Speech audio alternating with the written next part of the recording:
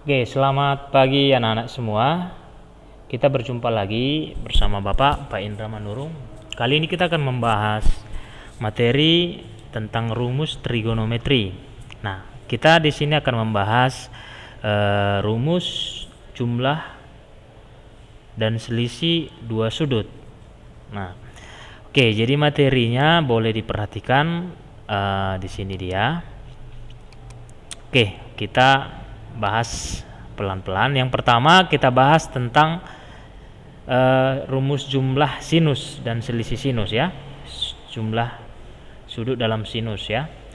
Jadi nantinya sin A tambah B atau sin A kurang B, seperti itu. Nah, bagaimana rumusnya ini? Nah, kita akan turunkan rumus ini. Kita pahami dulu segitiga siku-siku. Nah, sebelumnya kita sudah belajar menggunakan aturan trigonometri berlaku pada segitiga siku-siku ya. Di sini ada segitiga ABC, siku-siku di C. Udah. Kemudian panjang-panjang sisinya masing-masing, di sini A sisinya, di sini C, sini B. Kemudian, nah, kita tahu menggunakan aturan sin A berarti sudutnya kan di sini. Sinus itu kan depan per miring. Nah, berarti kalau sin A per C. Nah, kalau sudutnya sudut A. Nah, kemudian nilai A per C ini sebenarnya sama jika dalam cos B. Nah, kalau misalnya cos B berarti sudutnya kan B. Cos itu kan samping miring. Nah, sampingnya sekarang di sini posisinya karena sudut B-nya sudah di sini. Maka cos itu A per C. Jadi artinya dalam segitiga siku-siku ini, untuk sudut A sinnya A per C, untuk sudut B sendiri A per C juga. Jadi bisa kita simpulkan sin A dengan cos B itu sama-sama A bagi C. Oke, kemudian nah, kalau kita lihat cos A-nya, cos A berarti samping per miring, sampingnya B per C. Nah, ini bakalan sama jika kita tinjau dari sudut B. Sudut B itu sin depan per miring. Nah, depan per miring kan B per C juga. Jadi bisa kita buat cos A dengan sin B itu sama-sama B per C dalam segitiga ini. Oke, bisa dipahami ya kalau untuk ini. Kita menggunakan aturannya. Nah, jadi tergantung mana sudutnya. Sudut A-nya berarti depan, di sini samping, di sini miring. Kalau sudut B, di sini depannya, di sini samping, di sini miring. Oke, mudah-mudahan bisa dipahami aturan ini. Kemudian kita akan coba untuk menghasilkan rumus penjumlahan atau rumus pengurangan jumlah dan selisih dua sudut dalam sinus itu seperti apa. Nah, kita perhatikan pada segitiga ABC. Segitiga ABC ini berlaku dalam segitiga jumlah sudut segitiga kan 180, kita tahu ya.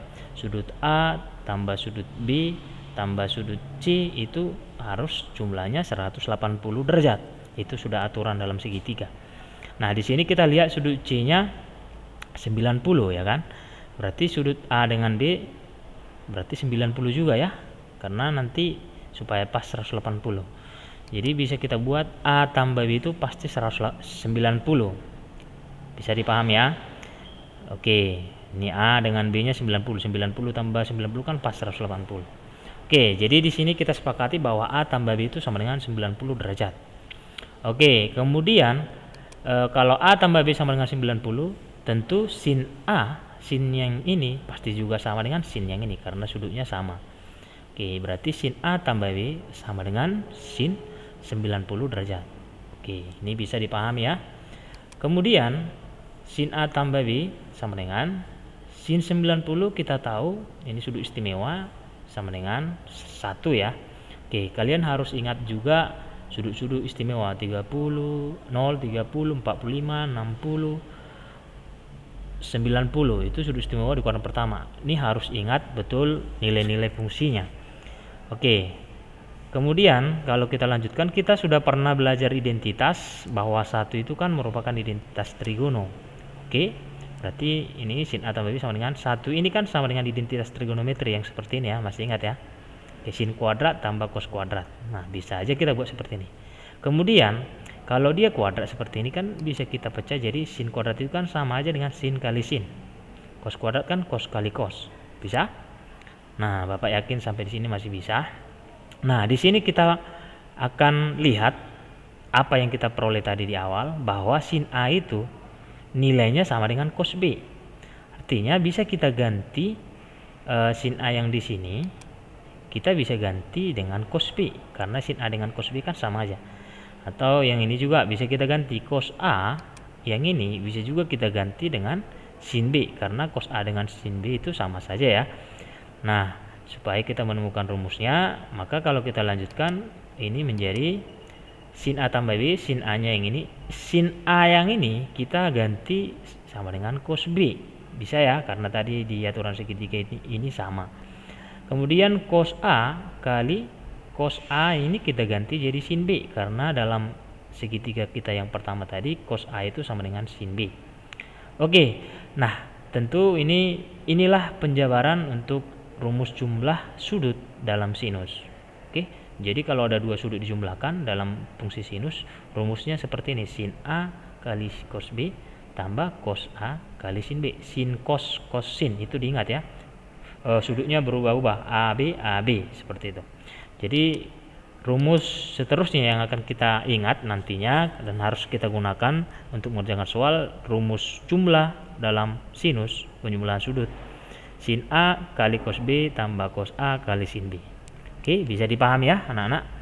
Oke, untuk rumus jumlah itu kita sudah pahami. Berarti kita coba bahas bagaimana untuk menentukan selisih dua sudut dalam sinus. Nah, coba diperhatikan. Yang berikutnya kita akan bahas untuk pengurangan atau selisih. Nah, bagaimana untuk menentukan rumus selisih? Kita tahu kalau selisih itu A kurang B ya. Kalau tadi A tambah B, ini A kurang B. Inilah yang selisih. Bagaimana cara menentukan ini? Nah, kita bisa modifikasi bentuk pengurangan ini, kan bisa aja kita buat seperti ini: A ditambah min B. Bisa ya, supaya bentuk penjumlahan. Kenapa kita buat bentuk penjumlahan? Karena tadi kita sudah bisa buktikan rumus penjumlahan. Oke, berarti ingat tadi rumus yang sudah kita peroleh di awal, bahwa penjumlahan sudut dalam sinus itu sin A kali cos B tambah cos A kali sin B. Nah, berarti bentuk pengurangan ini kan sama dengan seperti ini: A tambah ini langgak B nya dalam bentuk min. Berarti kalau kita jabarkan ini, dia menjadi ikuti bentuk rumus, berarti sin cos cos sin, sudutnya berubah ya. Berarti sin cos cos sin, ini A, ini min B karena sudut di sini B, ini kan tambahnya, tambah cos A min B. Bisa ya sampai sini kita ngikuti rumus ini. Jadi jangan dibuat cos B karena kita pakai bentuk yang ini tadi, sin A tambah min B. Sekarang anggaplah ini B-nya. Namun di sini bentuk yang di dalam kurung ini kan bentuk negatif. Anggaplah ini B di sini supaya modelnya mirip. Oke, sampai di sini bisa ya.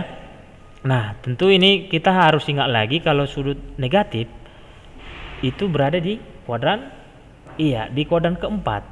Apa itu di kuadran keempat? Dalam sudut berelasi itu bahwa kuadran keempat itu nilai cos yang positif. Negatif B itu maksudnya kuadran keempat, cosnya positif. Kalau sinnya ya negatif sin, kalau tannya negatif tan ya, hanya cos yang positif. Ini harus diingat. Jadi kalau ada negatif itu sama aja dengan kuadran keempat. Nah, tentu ini nanti bisa kita ganti cos min B menjadi cos B positif. Sin min B bisa kita ganti min sin B. Oke, selanjutnya seperti ini dia. Ini sin A nya, cos min B kan sama dengan cos B juga ya dalam relasi. Ini cos A, sin min B itu kan sama aja dengan negatif sin B. Sudah. Nah, setelah itu berarti soal ini menjadi sin kali cos, ini kurang, ini min positif ya. Min dengan positif kan min cos A kali sin B. Oke, jadi dari sini bisa kita lihat untuk rumus selisih bedanya kalau tadi penjumlahan ditambahkan, kalau pengurangan dikurangkan ya. Jadi ini harus diingat. Untuk pengurangan sin cos cos sin, AB AB seperti itu dia bentuknya. Oke. Nah, baik. kita akan coba bahas soal contohnya. Nah, ini harus benar-benar dipahami dan diingat. Inilah rumus yang akan kita gunakan untuk jumlah dan selisih sudut dalam sinus. Oke, coba kita lihat contoh yang pertama. Nah, contoh yang pertama di sini, hitunglah nilai dari sin 15 derajat, kemudian sin 70, cos 20, cos 70, sin 20. Nah, bagaimana cara mengerjakan soal seperti ini? Yang bagian A, kita coba lihat bahwa sin 15 itu kita usahakan 15 itu kita buat ke penjumlahan berapa tambah berapa atau berapa kurang berapa, supaya bisa kita gunakan konsep ini. Nah, tentu kita harus gunakan sudut istimewa yang bisa kita cari hasilnya tanpa kalkulator. Nah, berarti 15 derajat kan dalam sudut istimewa kan 45 dengan 30 dikurangi kan 15. Tentu ini kalau kita jabarkan sekarang ini jadi A, ini B. Pengurangan, rumus pengurangan kan sin cos kurang cos sin. Berarti ini AB. Jabarkan sin 45 cos 30 kurang, karena dia pengurangan ya, cos 45 sin 30. Nah, ini kan sudah istimewa semua, tinggal masukkan nilai-nilainya. Ini sin 45 setengah akar 2, cos 30 setengah akar 3, ini kurang, cos 45 setengah akar 2, sin 30 setengah. Nah, kemudian ini setengah kali setengah seperempat akar 2 kali akar 3 akar 6, ini min, setengah kali setengah seperempat akar 2. Nah, karena ada seperempat di sini, ada seperempat di sini, bisa dikeluarin. Berarti buka kurung, seperempat kali akar 6 nanti seperti ini, seperempat kali min akar 2 kan seperti ini. Jadi bentuk sederhananya boleh seperti ini. Itulah nilai sin 15 derajat. Jadi intinya kita buat sudut itu kalau misalnya dia bukan istimewa, usahakan dia ke rumus penjumlahan ataupun pengurangan. Usahakan selisih atau jumlahnya itu harus sudut istimewa supaya bisa kita cari nilainya tanpa menggunakan kalkulator. Bisa ya? Oke. Yang kemudian yang bagian B, yang bagian B-nya kita tahu ini soalnya sin 75. 70 20 70 20 ini tambah. Kalau kita lihat bentuk rumus ini sin cos cos sin. Sin cos cos sin kalau dia penjumlahan yang mana? Sin cos cos sin penjumlahan. AB AB ini 70 20 70 20. Berarti anggaplah ini sekarang jadi A-nya. Ini A, ya kan? Ini A, yang ini B.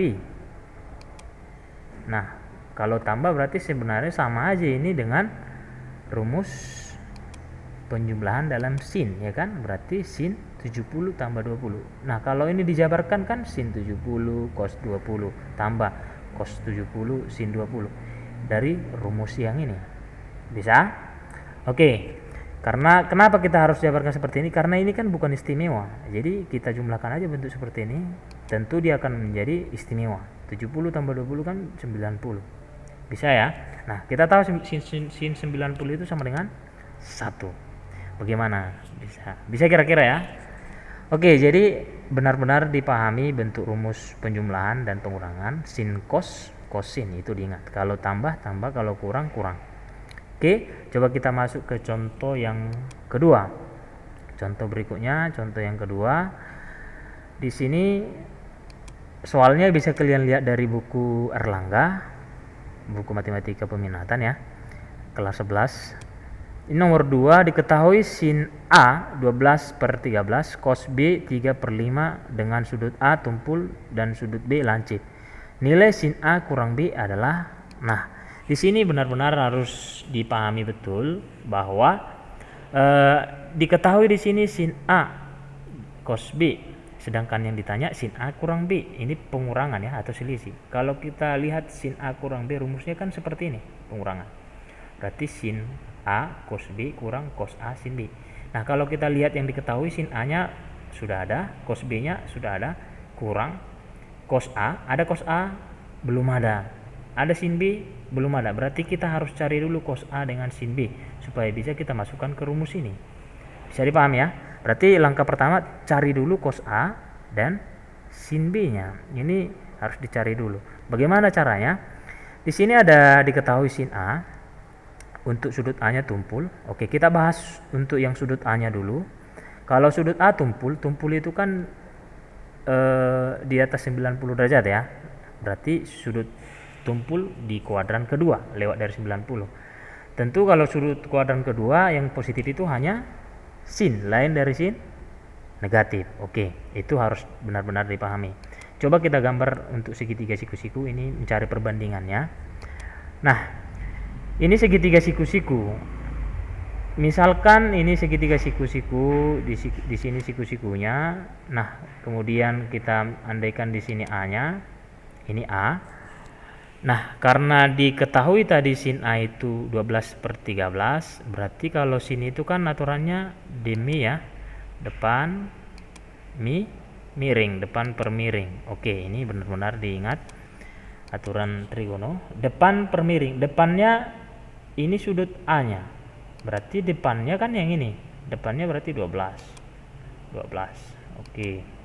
Kemudian miringnya berarti yang ini. Oke, ini yang 13. Nah, kemudian kalau kita mau cari cos, kan tentu kita harus cari samping miring ya. Samping berarti cos A nanti samping miring. Kan kita tadi mau cari yang ini, berapa ini, supaya bisa kita masukkan nilainya. Ini juga sin B-nya nanti kita hitung dari sudut B-nya ya. Nah, berarti cos A-nya dulu kita cari. Nah, di sini menggunakan Pitagoras bisa dapat sisi sampingnya ini, karena ini sudut siku-siku. Nah, kita tinggal buat teorema Pitagoras. Berarti ini sudut samping ini, sisi samping yang ini ya. Samping itu sama dengan akar dari 13 kuadrat kurang 12 kuadrat. Oke, bisa ya. 13 kuadrat 169, 12 144. Ini dikurangi 25, akar dari 25 sama dengan 5. Berarti kita peroleh sisi sampingnya ini sepanjang 5 ya. Ini 5. Oke, kita sudah dapatkan sampingnya 5. Nah, kemudian kita akan cari cosnya. Kita tahu aturan cos itu samping miring ya, samping per miring. Nah, berarti sampingnya 5/13. Nah, di sini hati-hati, jangan langsung selesai. Ingat tadi aturannya bahwa sudut A itu kuadran kedua, tumpul. Nah, kalau di kuadran kedua, nilai yang positif itu kan hanya sin. Nah, ini kan sinnya di kuadran sudut A kan positif. Berarti cosnya itu harus negatif. Jadi ini cos A sama dengan min 5/13. Bukan positif ya, tapi negatif 5/13. Kenapa negatif? Karena dia berada di kuadran kedua. Nah, inilah yang kita pakai nanti. Nah, kemudian cos A-nya sudah dapat, berarti kita sekarang cari sin B-nya. Kalau cari sin B berarti tentu kita lihat dari sudut B-nya. Sudut B. Untuk sudut B lancip di soal, berarti kalau lancip di bawah 90 tentu dia kuadran 1. Kalau kuadran 1 semuanya positif. Berarti untuk tanda nggak ada negatif nanti. Nah, kita buat dulu segitiganya. Sudut B-nya di sini. Nah, berarti kalau misalnya ini siku-siku, ini sudut B-nya, tentu depannya ini sampingnya, ini miringnya ya. Nah, kita lihat di soal, cos B itu 3/5. Cos itu kan aturannya samping per miring ya, samping miring untuk sudut B ya, segitiganya. Nah, samping miring. Berarti ini sampingnya ini 3, miringnya yang ini 5. Nah, tentu kita bisa cari dribble Pitagoras ini 4 ya. Nanti kalau misalnya belum bisa cepat, pakai rumus Pitagoras. Depan itu 5 kuadrat kurang 3 kuadrat. Kemudian ini akar 16, 25 kurang 9.